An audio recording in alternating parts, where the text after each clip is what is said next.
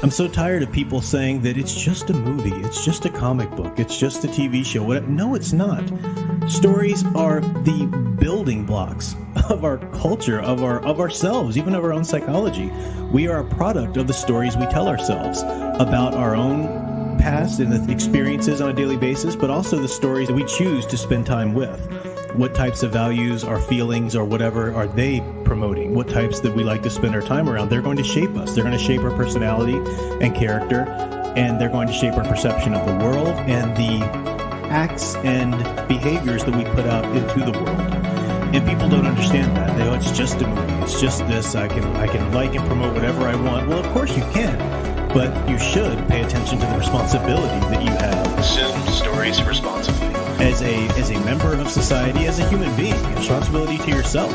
Consider the consequences. You need some balance. You need some certain criteria that is going to make sure you're promoting the right kind of works, or at least have thought through the type of work that this or that story is going to do in our culture, and then make your own decision whether or not that's something you want to support.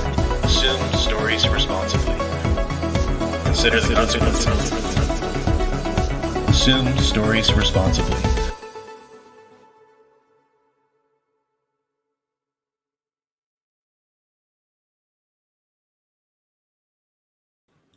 Hello, everyone. I'm Professor Geek. Welcome back to the channel. I always watch that to make sure it unmutes me. Usually it does automatically, but I accidentally hit a wrong button. So that's why I'm always staring down at that mute button before I welcome you. But welcome to another office hour stream. This I don't know how long the topic will take us, but just I'll get into it in a second. Welcome to the chat there. Hopefully you guys had a great week. Let me welcome people who are here really quickly, and then I'll jump over and we're going to do something real quick here before I actually get into the topic. But let me welcome the chat. Looks like Brian Gilmartin was here first. Welcome to you. Welcome to 14 Bis, Ghost Planet Max Inc. 1.0, Nathaniel Zalozball, Eldritch Fan, my dear sound engraver. That was me. Private Eye, In Retrospectiva, Final Fantasy Fan, Electric Barbarella 27, Mr. D-Man, many people here. I can keep going, but Exploring Fiction, LJK, welcome all. So, like I said, before I get to the actual topic, bear with me for a second. We were going to do this last night. Let me get my headphones on. I'm going to welcome in my sometimes co-host, Big Al. He's going to join me just for a few minutes here before he goes and does the stream himself. But let me pop over here. Welcome, Big Al. How are you? Hello! Saturday night. It's all right for... All right. Al's getting ready to do a rewatch stream on another channel, but I had him over here because we were going to do this last night. We had planned, Friday nights we do the Star Wars EU book study, and we finished one up, and we thought last night we were going to go ahead and introduce what the next book would be. And but we both have an odd choice of friends. So Fan Man messaged us and said, "Are you guys streaming tonight?" We were like, yeah, we're thinking that. He's like, because he was thinking of doing his Second Cup Cafe last night instead of this morning. And I said, well, you know what? We don't have to do it tonight. Al could just pop on my stream tomorrow or something. It's no big deal. You take it. We won't go up against you, Fan Man. It's all you. So then he I think Al asked a couple times, so are you doing it? And I was like, well, I thought he said he was doing it. And then he comes back later in the night, after we would have been streaming that point, and go, I think I'm just going to do it tomorrow, guys. So you see, I read into I was like, he never said he was. I'm just thinking about it. I just I posted that meme of Kermit the Frog driving, and it's just that really that turn and look into the screen. But I actually didn't get a chance to catch the stream this morning. Did he do a good show? I'll have to watch that in the replay. Yeah, it was a nice show. It was primarily a salute and remembrance of the late Pee Wee Herman. Yeah. And just a little bit about his, Halloween plans that he's going to be doing. He's going to be doing extra week. I don't know if he was going to do it every week. I think he was going to do something every week for Halloween. Oh, that's cool.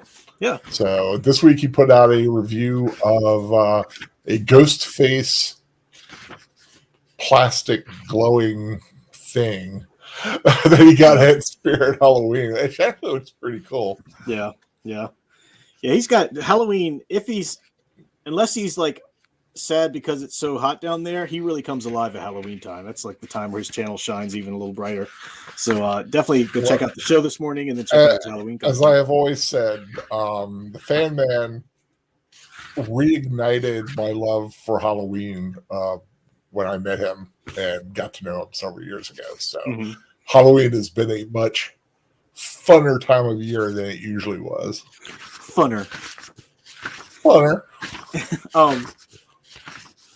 So we are going to return ourselves to the Friday night book studies, the Star Wars EU book studies. Now, the one we're going to announce here is actually going to come as a total off-the-wall choice for you guys who have been following us, because it's not one of the ones we talked about possibility-wise. We'd been mentioning the possibilities of doing the Revenge of the Sith novelization, which is just epic. It puts in so much more than's in the movie, and it really ties things together. But every time what's that? Yeah, I'll get that to a second. But every time I suggest it, Al's always like, "What else you got?" No, I'll do it. But what else you got? Here's my thing. We know what happens. I know the story, but you don't know everything. We've seen it several times. So, I got a high maintenance. But I know there's some. Keep him happy. But I know there are some new elements in it that you have mentioned, and I'm perfectly willing to do it. But you wouldn't pull the trigger, and so that's what we're going to do. So Al just needs a firm hand. That's what Al needs. Yes, I do. Oh gosh. Perfect.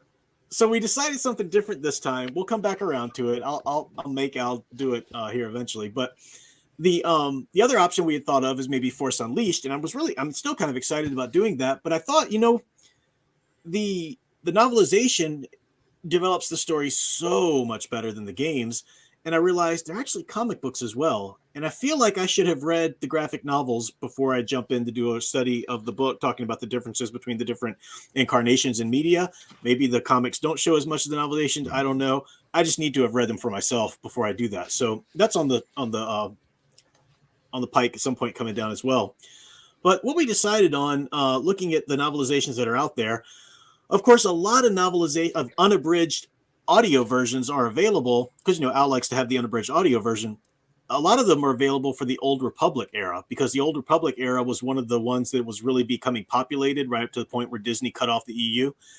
And if you're going to do Old Republic stuff, you can't just jump in the middle. You kind of have to start at the beginning somewhere. Not that we're going to do Old Republic stuff from now on, but just if we're going to dip our toe in it, we have to kind of start at the beginning. And I thought, well, there's no other place to start beginning than the Dawn of the Jedi. Hopefully this cover is coming across. I've got the library copy, which is got the gloss. It's hardback, but it's got that jacket on it. Yeah.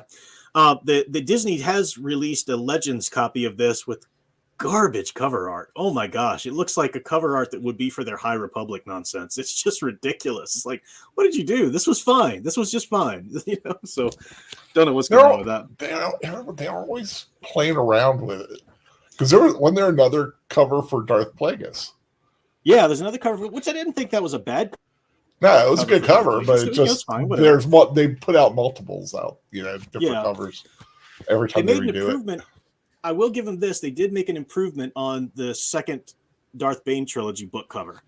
That was an improvement that their cover there. I think we talked about that when we did that. But anyway, Dawn of the Jedi gets a bad rap. Now, a couple of reasons I chose it. One is what I just said. You have to kind of start at the beginning. The other is that they've announced a film, they're under Disney's nonsense or whatever, that's going to be called Dawn of the Jedi. And the director attached it said, yeah, we're going to go back and tell like the source of the Jedi. Where did the Jedi get their start, the history or whatever. Now, I'm really kind of honestly just straight up pissed off. And I think Al would even echo my sentiment here, or at least understand why I'd be pissed off about this. Disney needs to stop using EU titles for their own content that has nothing to do with the EU content. like Tales of the Jedi, their anthology series. They did Tales of the Jedi is already a specific EU story. They didn't need to rename it, and put something else out. And so I'm 100% certain that their Dawn of the Jedi movie is not going to be anything like this book. Also, because the Dawn of the Jedi book, the novel here, isn't necessarily the dawn of all Jedi. It's in the EU canon. It goes as far back as you can possibly go chronologically. Even though it's one of the last EU novels written, it still goes back as far as you can go chronologically in the EU time canon there. This is a time before the Jedi were using lightsabers. They were the Jedi at this point on Typhon. It hadn't really split between dark and light side, factions or anything. We'll talk about that. There is a 3-part comic book series called Dawn of the Jedi as well. That isn't this story. It's not an adaptation of this novel.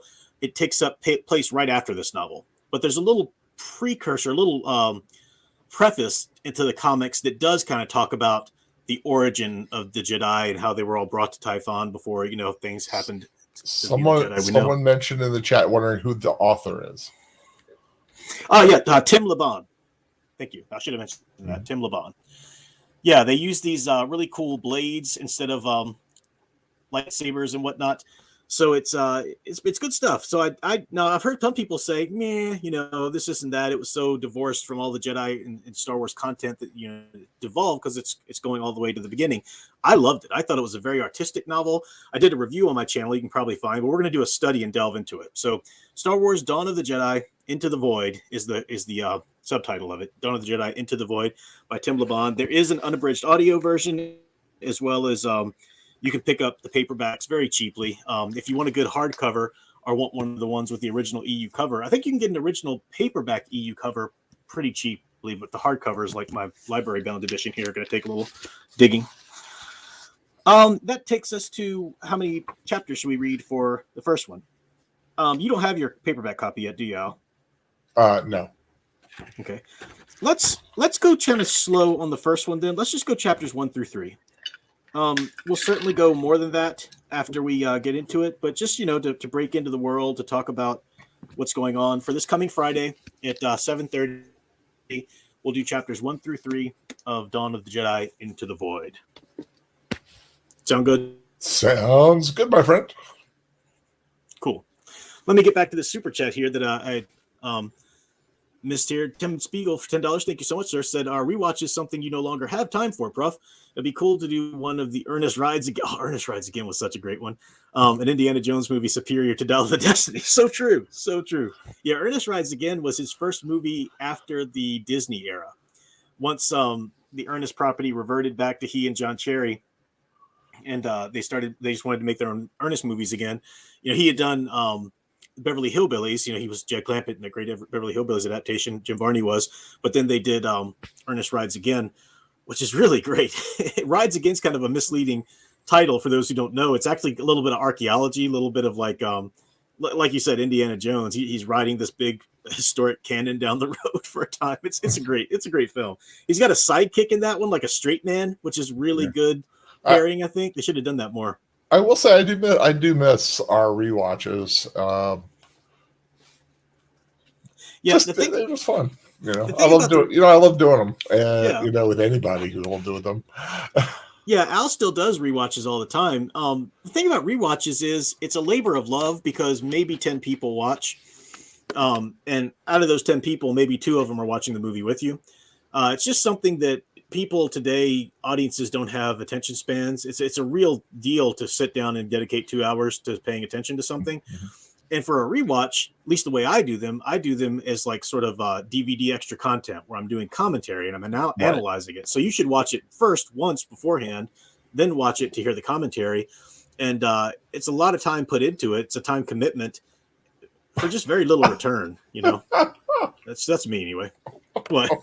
I'm just thinking, there's a reason they used the Pegasus gas company. Oh, you shut up. Al's always like, you're digging too deep. That's Professor. My favorite one ever. Let me get to this other super chat here from Slav. Thank you, Slav.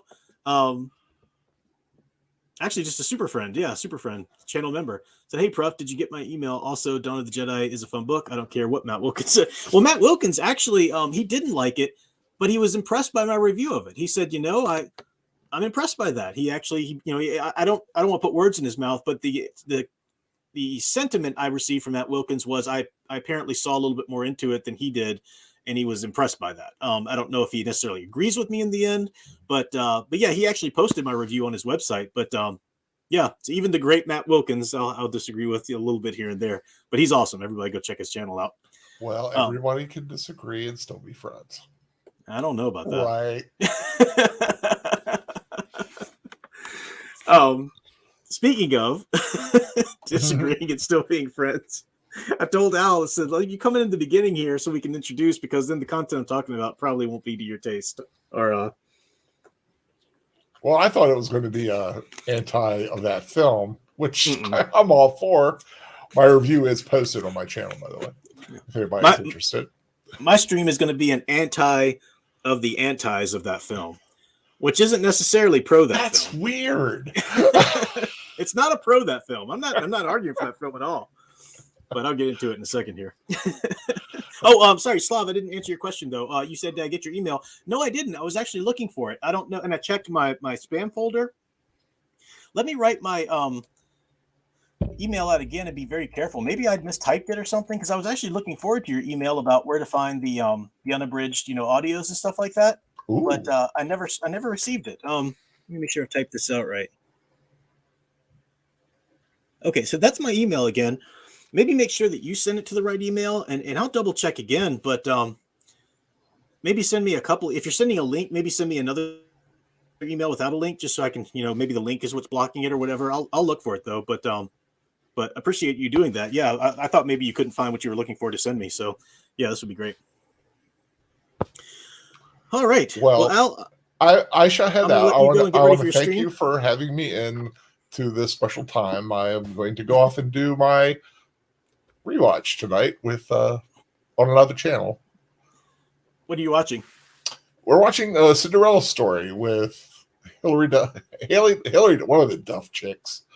Wow. The first Cinderella Story. So yeah, watching that. It's the chrono. It was alphabetical. Oh, okay. She goes alphabetical. I do theme months. Next month, I'm doing High Road to China and the original Stargate film. It's cool. Adventure August. Cool. On Big Al Presents. Awesome. Take care, everyone. Thanks for having me. Looking forward to Dawn of the Jedi. See you Friday. Bye-bye. Bye. All right, got a super chat here from Eldritch Fan as well. Been comparing Palps as a kid. Thank you, Eldritch Fan, for the super chat. Been comparing Palps as a kid to Eirik from Children of the Jedi. Maybe he really was Palp's kid, criminally underused character. Yeah, I haven't read much Children of the Jedi yet. Again, I'm still there. Parts of the EU that I'm still, sinking my teeth in, because I came to the EU quite late in life, but I'm having so much fun with it. So it's good stuff. Okay, let's go ahead and dig into the content of this stream. So yeah, what is that thumbnail all about? What am I even talking about? So I've got a picture of Margot Robbie's Barbie, and I said, "You did this." I got a picture of an angry, keyboard girl, whatever. I said, "And you're still doing it." So I will talk about that at first. Lose my headphones now, and then I'll talk about another aspect or two of this. But I'm seeing two things. People are angry that this Barbie movie, which is 100% feminist propaganda, message inserted, absolutely.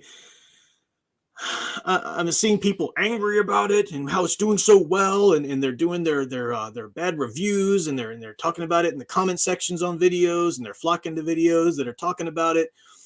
And then on the other hand, I'm seeing people making these apologetics for the movie. This, at least it's entertaining. At least it's a palate cleanser. At least it's, Sound Engraver actually had this great analogy I thought was great. She said, Margot Robbie is like Henry Cavill for the ladies when it comes to excuses to watch something. I'm like, you're so right, because every time I talk to, a woman or whatever about Man of Steel, and I would point out the issues with that movie and how it's just not Superman, it would always devolve into, yeah, but Henry Cavill's so hot, whatever. And I'm starting to see men do that for Barbie. At least at least it's Margot Robbie and she's hot. I mean, at least they didn't make like a blue-haired land whale. I mean, at least, anytime you start a sentence with "at least" when you're talking about a garbage woke film, punch yourself in the nuts. Do that for me. Just punch yourself really hard, straight in the nuts every time you start a sentence with "at least," because you deserve it. You deserve it. There's no excuses to be made for this garbage. Stop it. Margot Robbie, you should have known by her inclusion in the film long before it ever released that it was going to be garbage feminist propaganda. That's what she does. That's what every time she can get a hold or control of something, she pushes that. You knew she wasn't going to star in a movie called Barbie if it wasn't a tongue-in-cheek slap in the face to everything about the Barbie franchise. And, normies out there just flocking, taking their kids to it. Oh, it looks fun, and the pink and the. I mean, let's just be honest. The normie average moviegoer is an idiot. They're stupid. They don't understand. They don't take the time to look into who's making these films and what. And I don't say that mean-spirited. I mean, it's frustrating that your average person won't take a little more responsibility for the stories that they just would take their children to. I mean, I get that you work. I get that you provide for your family. But if you're actually providing for your family, you need to provide for your family not only monetarily, but also take care about what kind of stuff they put in their soul, into their mind. It's take a second to research some of these films you just willy-nilly go to and support. So it's ridiculous. It's ridiculous. People are trying to make, that's like a whole other topic. You can just talk about how idiotic it is for people to make excuses for this movie. And I do, you know them by their fruits. Those who are trying to say, at least it's not this and blah, blah, blah. These are the people who they're okay with the quality of Barbie. That's all they need to keep their attention to Hollywood, to keep their support in Hollywood. That's all they need. They'll talk about wanting better, but no, I mean, they've told Hollywood that they don't want better. They won't wait for better. They'll continue to shell out their money, give their support, give their promotion to whatever Hollywood gives them, at least as long as it's like, Barbie level. At least if it's got this, at least if it's got that. No. So that's a whole kind of person that it's like, I can't even talk to anymore, But then let's address the people who are very angry about it, who think it's a stupid movie. It's ridiculous. I've seen people angry that it outsold Mario Brothers in opening weekend. If you compare the two opening weekends or something, I don't know what it's done since then or how that compares since then. I'm not interested. I don't really care. But all these people who are angry about it. Okay. Did you go see it? Because if you went to see it, shut up. I don't care what you think. Shut up. I don't care what you think. And that includes all you channels out there who did your review. Did my review and I ripped into it too. And it's a crappy movie. I don't care. I don't care I don't care about your review. Screw your review. And screw everybody who goes and watches that review. You are giving attention to this dumpster fire. You knew it was going to be a dumpster fire. Don't pretend that, I keep an open mind and I didn't know until I saw it.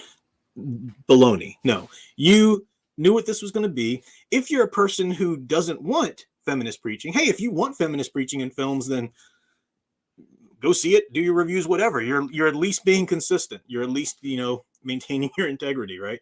But for people who don't want this crap, this garbage preaching, and they go see it anyway, and then because they're going to do their bad reviews of it, whatever, people don't need your bad review to know this is crap. So that's one person. We're like, shut up, I don't care what you think. The other type of person, and hey, let's just be real. Some of you might need to ask yourself this question. How many reviews of Barbie film have you gone and watched lately?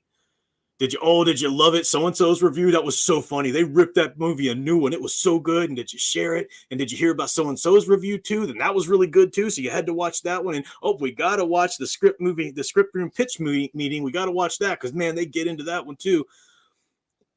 I don't feel sorry for any of you. I'm glad that the Barbie movie is out. I'm glad that it does everything that pisses you people off just as it does. Because let's just be honest, deep down, this is what you want. This is what you want. You don't want any kind of change. You don't want a better Hollywood. No, you want this. You want to be able to be mad about it, and you want this. You want something to outrage about. You want YouTube, your favorite talking heads on YouTube to about the movie and give it bad reviews and be very witty and insult it, and then you can go, ha ha ha, that was so great. Let me look at the other person who said something about it. This is the world you want. This is the Hollywood you want. You've got it. So you pretend that you're mad about it. Okay, whatever. But this is it. You did this, and you're still doing it. All the people who come to this live stream thinking, oh, he's going to rip into Barbie. You're doing it. You're still doing it. You're here. This is what you want. This is what you live for. You don't want anything better. You don't. You want Barbie to be every bit as preachy and feminist as it is, so that you can have your little outrage moment. Yum, yum, feels good. That's the life you want. So I'm sick of these people. I'm utterly sick of these people. And I'm tired of playing the game with them. You know, oh, Prof, did you hear about? Yeah, I heard about it. Why are you even remotely talking to me about it? Is this something that we should be putting in the forefront of our minds right now? No, then shut up about it. Yeah, it drives me crazy. I really hate this. I don't even know how to describe it. This sad little, addiction that people have to this. They don't want change. If they wanted change, if you truly wanted Hollywood to be better, if you truly wanted it to be better, you would ignore it. You would cut them off. Think about all these big channels, and channels way bigger than mine. My channel is not big at all, right? I'm just a little nothing of a channel. But think about these huge channels. They don't care. They don't want Hollywood to change. They want the clicks, and they will review the stuff that gets them the clicks. They will give attention to. They will give promotion to, even if it's bad promotion. Even though I'm talking a lot about why Rings of Power is bad. No, you're giving it promotion because you will shut up about it. They don't want change. They don't want better stories. They want everything to stay the same because you keep running to their channels to click on it to get that schadenfreude, and that's your life. That's what you want. That's your existence now. My opening video there, consume stories responsibly. Sometimes I feel like I could just take down all the content on my channel and just leave that one video up, and I still say everything I want to say. But no one listens, and no one takes it seriously. No one takes it seriously. You have a responsibility to the type of stories. You have a responsibility to yourself, to the type of stories that you put into your mind, you put into your psyche. And I've been watching this. I'm watching it to see how bad it is. No, you're putting it. You're storing that garbage in your mind. It's going to come out. It's going to affect you one way or the other. You also have a responsibility to your society, because stories shape our culture. Stories shape our society. So the more you play up and promote and give attention to, even if you're not positively promoting something, the more you give attention to this or that movie, then you're saying yes to that movie. You're pushing it out there and putting it more to the forefront of society. That's something that you've done there. You're responsible for that. And people just don't accept that. What happened to just reading a book? Why can't you go and watch an older movie? Why can't you, God forbid, crack open a novel and sit your ADD butt down and pay attention to it and read it all the way through? I understand that might be something you can't do immediately if you're not used to it, but you work up to it. You get off of YouTube, for crying out loud. I know I'm saying this on YouTube. YouTube's not evil in itself. I use YouTube all the time, but when I go on YouTube, it's to watch historical videos, like reminiscent kind of videos or nostalgia stuff. I'll research if I'm writing something. I'll look at theological videos, to try and learn stuff about my faith, or learn stuff about history, or learn stuff about things. That's what I go on YouTube for. I don't go on YouTube. It's too many people treat YouTube like the tabloid aisle at a supermarket. They do. Their YouTube channel, if you look at all of their recent history, all their liked, their videos, it's a tabloid market. It's a tabloid aisle at the supermarket. Oh, what is so-and-so saying about this? Oh, did you hear about this? Oh, the latest news about this movie. How are they going to get this one wrong? Oh, you guys are just tabloid junkies. No one sees you, so you do it all the time. I mean, how many hours do you spend keeping up with the news, which is crap? Nothing good is going to come from Hollywood right now. You don't need to read the new story about the Ahsoka series. You don't need to read the new development about Superman Legacy. You don't need to read any of that trash. That's just your little gossipy tabloid heart yearning for it. You've trained yourself for that. That's what you put into your mind now. And it happens. I'm sure it can happen so subtly to the point where you don't even realize that, what good art have I really consumed in the last month? Ask yourself that. And if you have consumed some, great, but what's the proportion? I mean, think about the free time that you do have. What could you be doing with that free time instead of keeping up with the latest YouTube's gossips, about Hollywood. It's absurd. This is the world you've created. So don't get mad about Barbie. Just accept it. You did this. And if you want it to change, then shut up. Go do something else. Stop giving them your attention. It's going to be a long time too. Get used to it. I just don't. There's so many movies out there that you yourself personally, I don't care who you are, haven't seen yet. So many great movies, so many great fandoms, so many great franchises. There's so many great comics.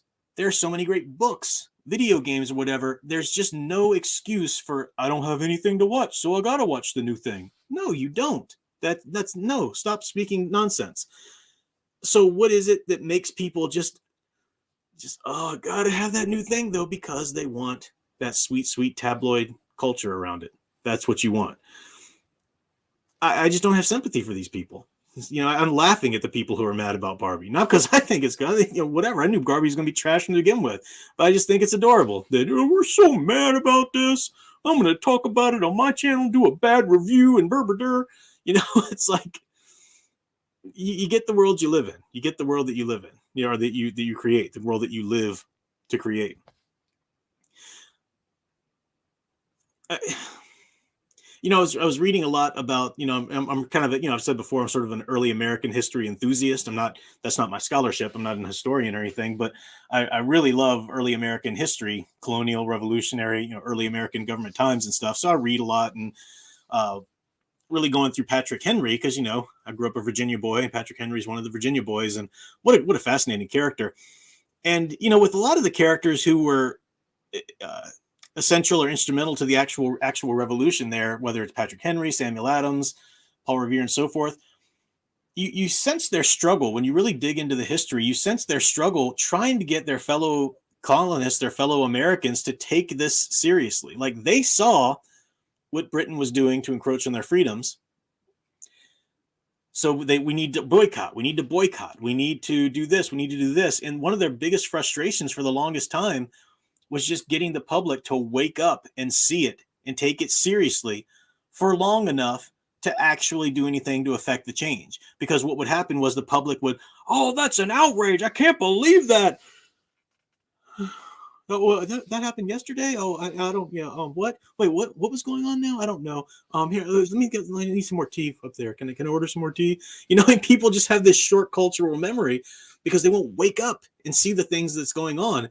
And I know I'm talking about, governments and revolutions and freedom, but the even though the context is different, the principle still applies. That's what's going on with Hollywood. That's what it's just so frustrating to get people to wake up and see, stop, boycott them. Stop it. Stop giving them the attention. Stop it. But people can't, because they've got the world they want. They've got the world they want. This is what they want. They don't want change. They want to say they want change, but they want to be able to rage and outrage and all of this nonsense. Anyway, there's one other aspect to this, but let me check in with the chat here, see what's going on. Brian Gilmartin said, like I said to Sound Engraver, whenever someone talks about these hot female celebrities, I'm just like, who? Yeah, exactly. Ideally, that'd be great if that's the case, right? Sound Engraver said, I believe many people today are incapable of enjoying things by themselves.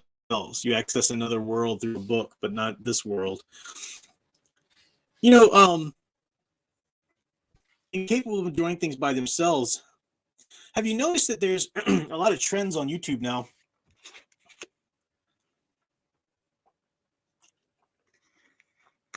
The reaction video trend. Now, I understand where this came from originally, and I am sympathetic to people in this actual plight. I think the reaction videos have been around for ages, but they really kind of became popular, I think, during the pandemic, when you had people couldn't leave the house. They couldn't necessarily watch things with other people. I mean, a lot of the streaming services were providing, ways to do a party view and stuff like that. But, you couldn't get out. And for people who aren't like me, who aren't an incurable introvert and, person who just doesn't want to be around a lot of people ever, then they want that communion, they want that community around them. So maybe watching somebody else on the video react to a show that they themselves reacted to last night by themselves, and they want to kind of feel like they've got some sort of, community or whatever. I get the impetus of that, where that comes from if someone's in a lonely position. Sure. But it's ridiculous to this point. It's ridiculous where you're so starved. Like, can't you just experience a story by yourself and process it? Go find people to talk about it, sure. But like, I don't understand this need to like watch somebody else's face as they watch the thing you watched. Again, that's why I don't go to the movie theaters anymore. It's silly. But yeah, good point, Son of Graver. Divinital Kayan, welcome to you. Said there's over 100 years of film and several centuries of books, and you have nothing to keep yourself occupied. Amen. Exactly. Like, really? The other aspect of this, which just bolsters and strengthens what I'm already saying, is I saw this article the other day. I don't have the link on me. I could find the link and put it in the notes later, but you can look it up too and Google it. I'm sure you'll find it. One of the producers of the Witcher series was talking about how the ratings are dropping and people are mad about their treatment of the universe and everything. Now, Witcher, we knew it was going to be garbage long before it started, because all the things they said about what they were going to do, and then the casting, and then all the stupid stuff that changes the story. But people, something new and shiny, can't resist something new and shiny, so they made up all these reasons why it was actually started out pretty good, whatever. But they eventually just became something they couldn't delude themselves over anymore, and a lot of people have turned away from that series. And the producer actually blamed American audiences, stupid American audiences who don't have who are too ignorant to understand. He's like, we had to dumb down the politics in this world. We had to, take these things out. We had to streamline it because American audiences just wouldn't get it otherwise. That was his reaction. Now, on the one hand, I will agree with him. Yeah, the average American audience are adults. They're not going to understand these things. But what are you doing making a series for the average American audience? This is a franchise series. This is a fantasy series. You're getting people who read the books. You want to get them to come watch your thing. If they read the books, they understand, but it's that, no, we got to have that sweet, bigger money. We don't care about the fans. They're on board anyway, whether they want to gripe about it or thrill over it, they're going to watch it and give us the views anyway. And you do. So they know that we just want to get the other people, the normies or whatever. And it was really just utterly disappointed. I mean, I've been disappointed in the producers and writers of that show for a long time for various reasons, but really disappointed in this producer. Like, how can you go home and, how can you sleep at night or look at yourself in the mirror knowing that you're a storyteller and you are willingly dumbing down stories so that people will mass consume it, rather than trying to elevate people's ability to consume story, rather than try to elevate people. But, they're Hollywood. And I say Hollywood, I know this is like, aren't people who are actually located in Hollywood. I use Hollywood as just the catch-all for the modern entertainment industry, mainstream modern entertainment industry. I call it Hollywood because that's what it's dominated by. Culturally, these are they don't care. They're not responsible storytellers. They're just there to make a buck. That's it. And let's talk about the audience then. Yeah, the normies. That's one problem. The willfully ignorant. But the geeks too, the geeks too are just dumbing themselves down. And they're dumbing themselves down by, like I said, the tabloid culture, the things they put into their mind. Maybe you do watch a lot of good classic movies. That's great. Hey, movies, no one should ever spit on the medium of film. It's wonderful. But if all you do is watch movies, you need to flex that part of your brain that could, use a little exercise from just reading too. And I know that might be hard for some people, harder for some than others.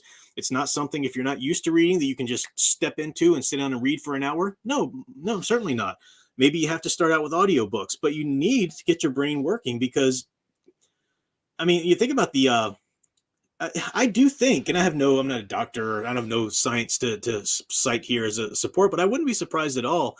There are obviously a lot of reasons for the increase in anxieties and depressions and so forth that we have, increase in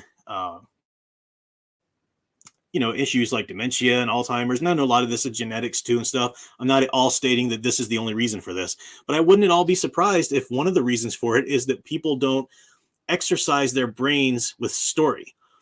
your brains need to be exercised in different ways. Obviously, there's the practical, part of your brain needs, practical problems, math or whatever, but your brain also needs that imaginative story aspect. I mean, stories are such a building block of our psyche and our psychology that you need to flex and exercise that muscle in your brain, not literal, but your ability to hear and visualize, conceive, and grasp story, especially if you're a writer or an artist or a creator, who should be out, doing some of these stories, however, to whatever extent you can, get them to reach people, especially there. But even just your average person, who's just a film goer or a story reader or whatever, take some responsibility, just as you would try to make sure your cholesterol levels aren't through the roof. Try and make sure your stupidity story levels aren't through the roof.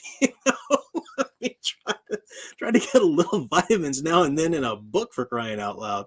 I feel like one of those cartoon commercial PSAs I used to watch as a kid, in between Disney or NBC's The More You Know or something, read a book. It's an adventure. Or whatever.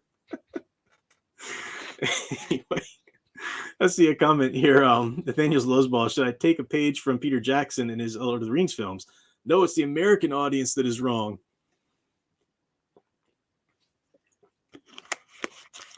Did he say that? I don't remember that. But man, those were great films. What a great thing to point to for a good, well done adaptation for book to screen. Adaptation in that you can't film everything on the page, but those are good. Horrid Film says, I get how it came to this and got out of hand. The backlash and outrage is the retaliation to the status quo shill access media if there's no constant alternative shill control narrative. Yeah, I mean, it all started from a good place, right? YouTube itself, it's a good point there, Horrid Films. YouTube itself began as a wonderful platform where people could get out there and speak the truth, and all you needed was a webcam or a cell phone cam or a voice recorder or something like that. You could actually get out there and put out opinions, and you can go hear opinions that the shill media wouldn't let through. Absolutely. And can that still be found on YouTube? Of course. But the vast majority of people who started out using YouTube for that are going to YouTube to hear that. You can just see, I see it in people that I know. I see it in channels that I've followed for a long time. They quickly devolved into their own little shill media. It's a different kind of shill media. They're not shilling the things that the shill media are shilling, but they have their own little narrative across the board. They've got their own little sort of rules that no one can say anything bad about this and this. It's not written. There's no cabal of them, but they know that these are the rules they need to keep to if they want them clicks. They know that. They got monetized, and then it became just another shill media. It really did. Different content, different opinions, but it's all uniform. You got your different, YouTube's become this different shill media now, in a lot of ways, no different than the CBRs, or the comics news websites and so forth like that. It's the same thing now, just a different, end of the spectrum. And where it used to just be actual facts and actual truth and actual opinions, out there and stuff. Not really that anymore. It's sad. Like I said, it can still be found, of course, but it's a good point. It's a good point nonetheless. Let me see here. Private Eye in Retrospectiva said, like Nixon said, computers might be twice as fast as they were in the 70s, but the average voter is as drunk as ever. I hadn't heard that. Yep, that's true, though. Yeah, all of this. And again, it's not the technology. The technology isn't objectively bad, but people have let it form their brains. They've let it seduce them into this intellectual laziness. It's really frustrating when I'm talking to students, and a lot of my courses, like my Heroic Archetypes course, uses films a lot because especially I'll trace American archetypes, heroic archetypes from early American literature sources, and then go through and look at the archetype throughout American history to today, to like superheroes or elsewhere, and we'll look at films a lot. And it's so sad how, I've said it before, it used to be that any new generation had difficulty, unless they were used to it, they would have difficulty watching a film over 20 years old. That was just to be expected, but they could do it. They could do it. They could train their brain. They could realize, okay, there are going to be some more beats in this kind of film. There are going to be some more pauses. The pacing is going to be slightly different. They could get used to it.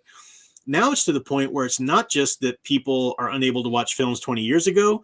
People are often unable to watch films made even today because it's, like I said, it's too much about, I can't sit here and not talk for 2 hours. Are you kidding? I can't do that, and especially if the movie's got anything deep or meaningful or makes them want to feel something. Well, we don't feel our emotions. We just jump to the next hate scroll. That's what we do. It's like, people are just, people are stupid. They've gotten to be so stupid. I told them. Now, let me just be clear. I have some wonderful students, okay? I do. In any class or at any university I teach, there's always some students who are really great, okay? But do you remember, those of you who saw UHF, remember the Weird Al Yankovic film UHF?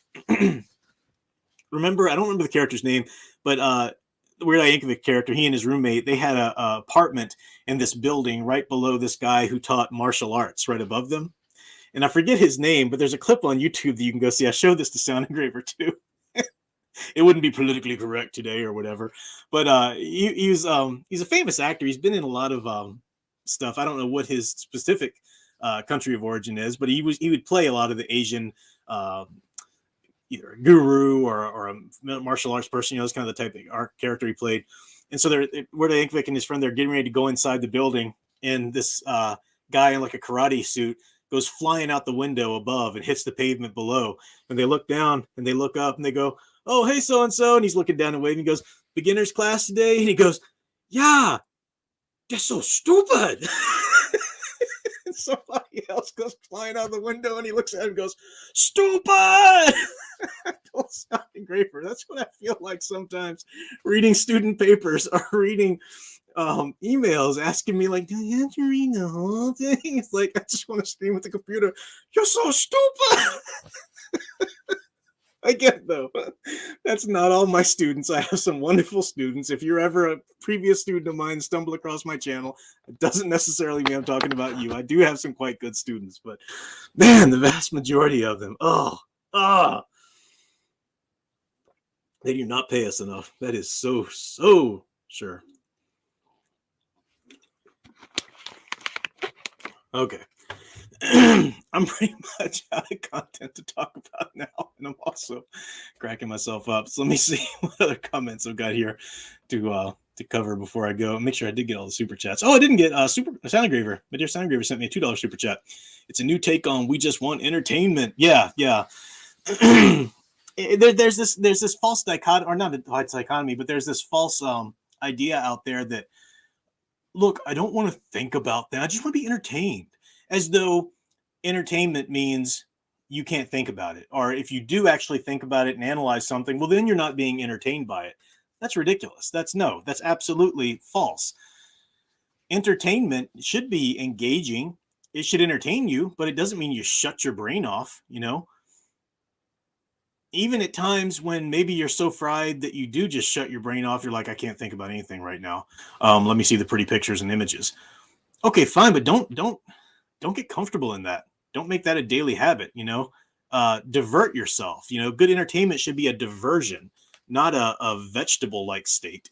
It's ridiculous. Let's see. Oh yeah, Ghost Planet Max talking about Duke and his old Western movies. Yeah, those John Wayne movies, they are so hard to beat. They're great. My mom likes Western. She grew up with Western. So anytime there's like a holiday or something like that, I'll go up and do a Western with her. Actually, I think Sound Engraver, you can correct me if I'm wrong. I think it was Sound Engraver's first Western. She joined my mom and I watching Rio Bravo. The classic. Probably my favorite Western of all times. At least one of them. Darn good. Rio Bravo is just hard to beat. So good. To quote the Arkham Riddler, everyone is morons. Elfrunner says, remember Stay Tuned with John Ritter? I don't remember that. I love John Ritter, but I don't remember Stay Tuned with John Ritter. There's a complaint about no subtext to the HTV programming, which Jeffrey Jones's character doesn't care about. It describes today's material. I'll have to check that out. I love John Ritter. I haven't seen everything he did, though. But he did a superhero film, actually, believe it or not, like right after the first Superman movie had come out, like early 80s or something. He did one that was kind of a comedy spoof kind of sort of thing, but some people said it was pretty good. I'll check that out too. Growing up, of course, John Ritter was Three's a Company for me as a kid watching that. But one of my favorite things he ever did now, is silly as it might seem, when you look at somebody's body of work, but his work in that TV adaptation of It, man, he was great. It's playing I can't remember the name. Ben, right? Yeah, Ben. He was Ben growing up. Devin Talkayan said, weird ask, but what quirk would you have if I was in MHA, My Hero Academia? Oh man, I don't know. What quirk would I have if I was in My Hero Academia? That's a hard question. I don't know. I do not know. Because I would of course aspire to the Paragon heroes, like an All Might or something like that, but I don't necessarily think, I don't know if that would be, that would serve my unique personalities or talents or whatever. I don't know. Yeah, Mr. D-Man, kiss me, fat boy. That's right. What what Pennywise tells him. Oh, that was such a great movie. I was so bummed by the recent It film adaptations. The first part one wasn't horrible, and in some ways it was quite good. I hated the changes that it made. I still see absolutely no reason for them to take the history away from I'm blanking on all the characters' names, but Mike. They took the history away from Mike and gave it to Ben, which I thought is absurd, totally stupid. No reason for that whatsoever. I thought that left Mike's character with little of nothing to do when Ben already had plenty to do. But anyway, so I hated some of the changes that it made, but it wasn't a horrible film, and it was a really cool envisioning of what the children went through. It was kind of updated it to the 80s, because you're pushing it into the time or whatever. Fine. I liked it. I liked it. I was looking forward to seeing what part two did. Part two was just baloney. Part two was awful. Part two was garbage. It's just, and this is Andy, what's his name? The guy who directed the Flash film. And if you remember, and I don't know why, Stephen King should know better because he knows story. I guess he got written a check or something, or got some pressured into saying, no, this movie's a great interpretation of my film. I'm like, BS. There's no way that that's really what you think. But he did. And then before the Flash movie even came out, because he'd already had that little in with the director from doing the It movies, I don't know if you caught it, but he came out on Twitter saying, I'm not really generally into superhero movies, but that Flash movie, darn, I'll tell you, that's some good filmmaking, because everybody knew this movie was going to suck. They knew nobody was going to like it, so they were trying to push as hard as they could to get people to go see it that opening weekend. So Stephen King did his little shill duty, which is really depressing because he knows better. He's a lot more intelligent than that, but anyway. Nathaniel Losball says, this is part of the reason why kids have been drifting towards the anime, because those stories that are actually filling that void. Yeah, a lot of people drift to the anime. I think for that reason, definitely. I caution people against thinking that something's good just because it's anime. But yeah, it's definitely, I'll definitely argue that there's a greater ratio of good stories in anime than if you just looked at like Western media right now. Definitely. I did sound to make Stephen King sound like Hank Hill, didn't I? Doggone it, Bobby. I didn't mean to do that. Yeah, Spatty Rules, he's still a loony leftist. He has a lot of great stories. He's still a loony leftist. He is. I was really, I loved it. The novel, it's one of my favorite novels. And he tapped into something so primal. And he did such a great job writing that novel. And as he said, he had the idea of a three billy goats gruff in a town, but he tapped into something so primal and just great with that novel that I was really interested into seeing if he had done other stories in that universe. And he did. There was another novel, I can't remember the name of it right now. It's about the old guy with insomnia. And I thought, oh, cool, that's set in Derry too. And it even had Mike, show up in it. It takes place after the events of It. But one of the central plot devices to the whole story was the good guys, the pro-choicers, they're trying to do this in the town, and those evil pro-lifers are demonic, and they're possessed, and they're coming in here trying to take rights away from women. I was like, man, I mean, on some level, you got to know that that's just piss poor writing. I mean, it doesn't matter if you really think that and that's your belief. You've allowed an ideology. You've allowed an ideology to completely subsume your story. No, that's crap. So yeah, Stephen King, even though he's written some amazing works, he's hit or miss. You got to realize that a lot of the things you pick up with Stephen King's name on it are going to be garbage too. Sad, but it's true. I think that tends to be the case with any writer that publishes that prolifically, that's always putting something out there. Writing, all art, but specifically writing, and I may even say especially writing, is one that, your writing needs time to breathe. You need time to revise it.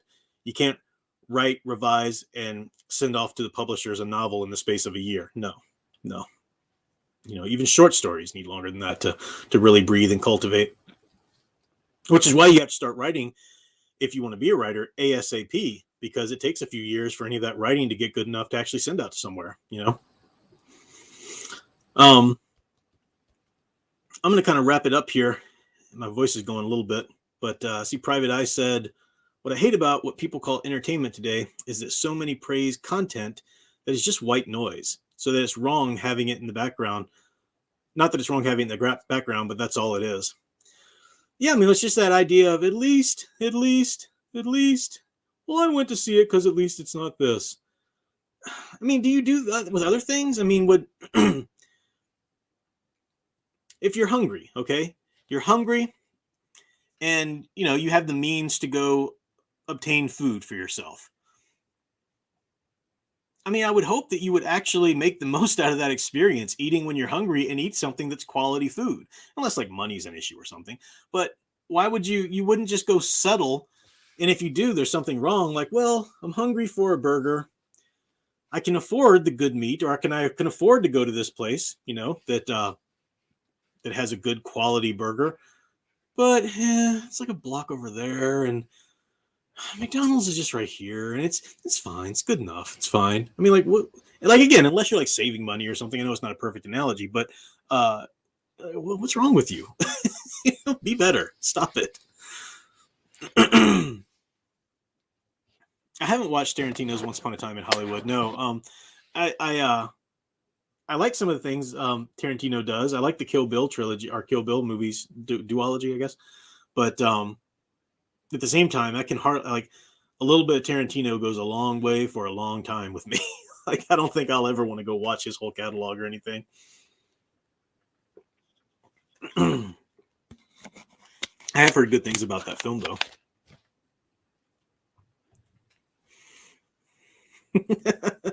Sure, this burger has onions in it, but at least it fills my tummy.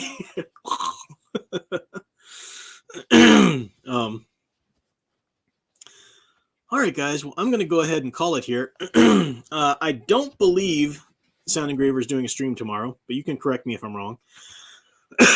She mentioned on her last stream that she had to work a little bit on this weekend and next weekend, so she's gonna take a break from streaming, I think.